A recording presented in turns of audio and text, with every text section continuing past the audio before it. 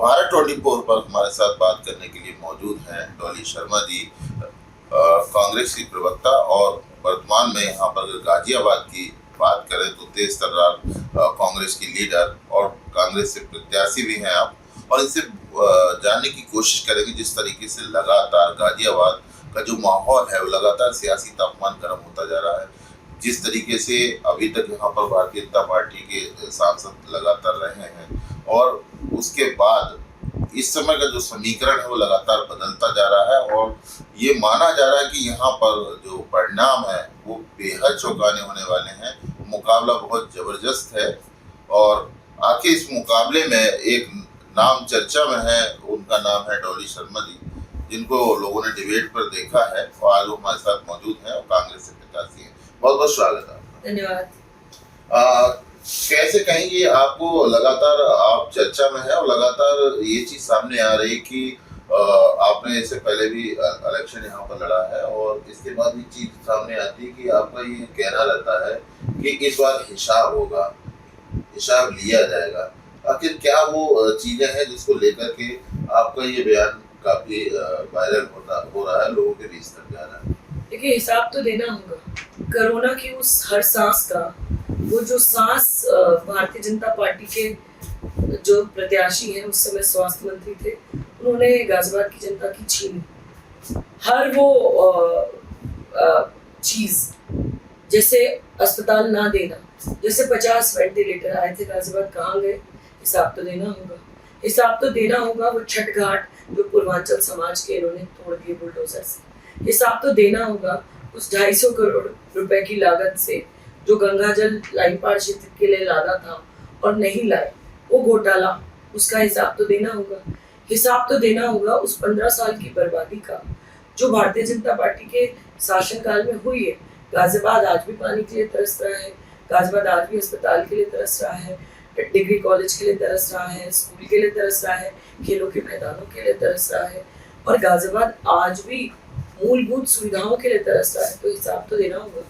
आप एक महिला है और लगातार आप देखा है कि आपने लगातार महिलाओं के मुद्दे उठाए हैं जी। मौजूदा जो सरकार है उनका साफ तौर पर कहना है कि महिला सशक्तिकरण को लेकर तमाम चीजें, तमाम वो योजनाएं, महिलाएं आज महफूज हैं, लड़कियां सेफ हैं और सुरक्षा का भरोसा इसी सरकार की गारंटी है। तो ऐसे में डॉली शर्मा जी की क्या गारंटी है? देखिए, महिलाओं के बारे में ये भारतीय जनता पार्टी ना ही बोली तो बेहतर है। इनका नारा था बेटी बचाओ, ये बलात्कारी बचाते नजर आए। और रही बात महिला सुरक्षा की, जो मैं सोचती हूँ दिन दहाड़े चेन लूट हो जाती है, सोसाइटी में अंदर घुसकर महिलाओं के साथ छीना झपटी होती है, मोबाइल छीन ले जाते हैं।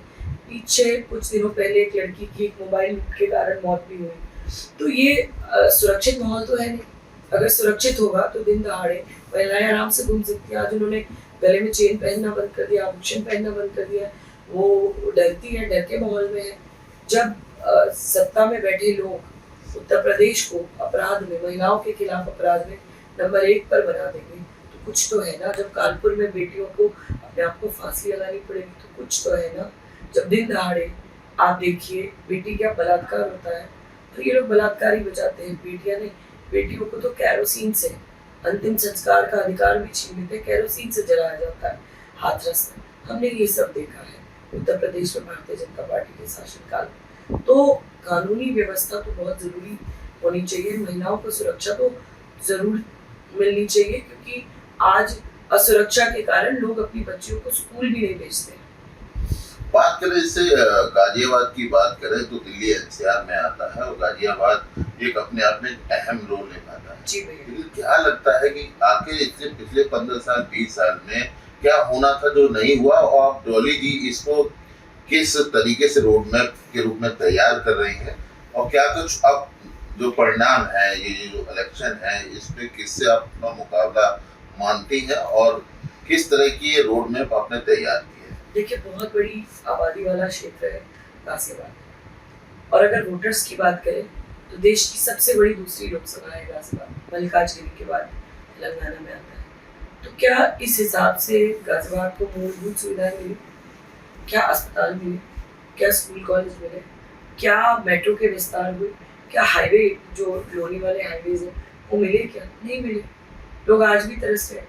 वो भीषण दौर हमने कोरोना महामारी का देखा, जब अस्पताल न होने के कारण, ऑक्सीजन न मिलने के कारण सड़कों पर मौत हो गई, तो राशि शमशान घाट पर टोकन बटे। तो ये सब हमने देखा है। इस लचर व्यवस्था से मुझे अपने गाजियाबाद को निजात दिलानी। हाई राइज वाले लोग आज भी परेशान है कि उनकी जो बिल्डिंग्स हैं उनका हैंडओवर नगर निगम को नहीं हो रहा है। तो ये सारी चीजें अलग अलग मुद्दे है, अलग अलग विधानसभा के, उन पर काम कर जो मूलभूत सुविधाएं वो गाजियाबाद के मैं अपने परिवार को दिलाने का काम करूँ। एक आखिरी सवाल, गाजियाबाद की जो जनता है वो अच्छी तरीके से, आपका जो सक्रिय राजनीति रही है, आपने चाहे कोविड कॉल का जो दौर था, एक अदृश्य शक्ति थी, इसमें त्राही मची हुई थी जगह जगह, ऐसे में आपने एक राजनीति से अलग हटके आपने एक समाज सेवा के रूप में भी आगे से आगे बढ़कर हिस्सा लिया है। और उसके बाद से आज अगर बात करें कि जब चुनावी माहौल होता है तो हर प्रत्याशी के अपने वादे होते हैं कि हम जनता के लिए ये करेंगे, हम जनता के लिए वो करेंगे। अगर बात डॉली शर्मा की जाए तो यहाँ की जो जनता है वो डॉली शर्मा जी के साथ क्यों जुड़ना चाहेगी, इस पर हम जानना चाहेंगे, क्या कहेंगे आप जनता को? क्योंकि डॉली शर्मा चुनाव हारने के बाद जनता के बीच से भागी नहीं। जैसे अतुल गर्ग जी चुनाव जीतने के बाद भी स्वास्थ्य मंत्री रहते हुए भी अपने दरवाजे बंद कर देते हैं, डॉली शर्मा ने ये नहीं किया। कोरोना जैसी महामारी में मैंने लगातार जितने लोगों को भी सेवा पहुंचा सकती थी सेवा की है। मैं एक सामाजिक परिवार से आती हूँ, मेरे पिता, मेरे भाई, मेरा परिवार समाज सेवा में विश्वास रखते हैं। हमने दिन रात लोगों के काम में किए हैं। तो आज जनता अगर अपनी बहन पर विश्वास जताएगी तो मैं यकीन दिलाती हूँ गाजियाबाद आज जिन मूलभूत सुविधाओं के लिए तरस रहा है ऐसा नहीं होगा। गाजियाबाद को अपने मुद्दे, अस्पताल, स्कूल, कॉलेज, स्टेडियम और सड़कें, पानी की निकासी, लाइटें, महिला सुरक्षा, ये सब मिलेगा।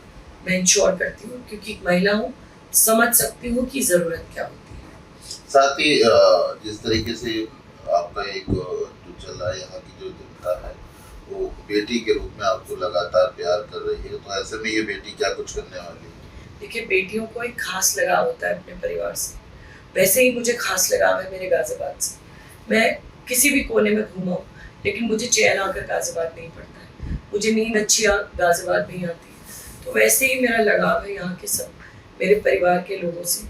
मैं चाहती हूँ जो आज तक उन्हें नहीं मिला वो उन्हें मिले। बुजुर्गों को पेंशन मिले, उनको अच्छे पार्क मिले, अच्छी स्वास्थ्य सेवा मिले, मेरे नौजवान भाइयों को रोजगार मिले, महिला बहनों को सुरक्षा मिले, उन्हें नौकरियाँ मिले, ऐसे युवाओं को भी नौकरियाँ मिले, हिस्सेदारी मिले। कि जो हमने न्याय पत्र निकाले हैं उस न्याय पत्र के हिसाब से मैं भी अपने गाजियाबाद के लोगों को ज़्यादा से ज़्यादा न्याय पत्र के हिसाब से गारंटीज दिलवा पाऊँ, और जो उनकी बेसिक समस्या है, चाहे पानी की हो, चाहे सड़कों की हो, चाहे लाइटों की हो, चाहे उनके स्कूल, कॉलेज और स्टेडियम हो, वो सब हो, चाहे गंदे नाले से निजात दिलाना हो, वो जो भी दिक्कतें हों मैं उनका सुधार करूं और एक नई राजनीति गाजियाबाद में लेकर आऊं, जहां हम काम की बात करेंगे, जहां हम एक दूसरे को आगे बढ़ाने की बात करेंगे, विकास की बात करेंगे। एक आखिरी सवाल, जिस तरीके से आप लगातार कैंपेन कर रहे हैं, लगातार दौड़ रहे हैं, वहीं पर जो सत्ताधार पार्टी है जिसके प्रत्याशी अतुल गर्ग हैं, तो उनके चुनाव प्रचार में उनके समर्थन में प्रधानमंत्री मोदी भी आते हैं, जेपी नड्डा भी आ रहे हैं, और भी तमाम बड़े बीजेपी के कद्दावर नेता जो है यहाँ पर उनके समर्थन में लगे। ऐसे में आप अकेले हैं तो क्या मानती हैं? ये बताता है उनका प्रत्याशी कितना कमजोर है। एक कमजोर प्रत्याशी को बैसाखी देने का काम कर रहे हैं। लेकिन हमारे नेता ने नेता पैदा किए। हमारे नेता कन्याकुमारी से कश्मीर तक पैदल जाते हैं और उनके पीछे लाखों का सैलाब। उन्होंने वही शक्ति अपने कार्यकर्ता को दी है। आपने सुना होगा हमारे नेता कहते हैं कांग्रेस का कार्यकर्ता बब्बर शेर है। तो ये शेरनी किसी से डरने वाली नहीं है। कोई भी आ जाए, मोदी आ जाए, कोई और आ जाए, कोई भी आ जाए, मैं डरने वाली नहीं हूँ, क्योंकि मेरे साथ मेरे गाजियाबाद का प्यार और आशीर्वाद है। धन्यवाद हमसे बेबाक बात करने के लिए। तो ये थी डॉली शर्मा जी। आपने देखा कि किस अंदाज में इन्होंने सारी चीज़ें कही, और कहीं ना कहीं इनका मेन जो इनका एजेंडा है, जो सबसे बड़ी प्राथमिकता है, वो है गाजियाबाद की जो मूलभूत जो समस्याएं हैं उनको कहीं ना कहीं आगे लाना है, और विकास को ले करके लगातार इन्होंने एक सक्रिय समय गाजियाबाद की जनता को दिया है। गाजियाबाद की बेटी हैं तो निश्चित तौर पर कहीं ना कहीं आश्वस्त हैं, और सीधा सा जो मुकाबला है उनका ये कहना है कि यहाँ डॉली शर्मा ने एक तरीके से यहाँ की आवाम को गारंटी दी है, विकास के नाम पर, शिक्षा के नाम पर, हॉस्पिटल के नाम पर, जो भी चीज़ें यहाँ पर 15-20 साल से यहाँ की जो जनता है जिन चीज़ों को लेकर उनकी उपेक्षा की गई है, वो सारी चीज़ों को लेकर डॉली शर्मा जी लोगों के बीच में जा रही हैं और निश्चित तौर पर इनका कहना है कि जनता का अपार समर्थन इनको मिल रहा है और विजयी होने के बाद सबसे पहली जो इनकी प्राथमिकता है वो गाजियाबाद जिन चीज़ों को लेकर महरूम है, जिन चीज़ों को लेकर के अभाव में है, वो सारी चीज़ें निश्चित तौर पर एक नया गाजियाबाद के रूप में लोगों को दिखाई देगा। सहयोगी संतोष चौहान के साथ सुमित अवस्थी, भारत 24 गाजियाबाद।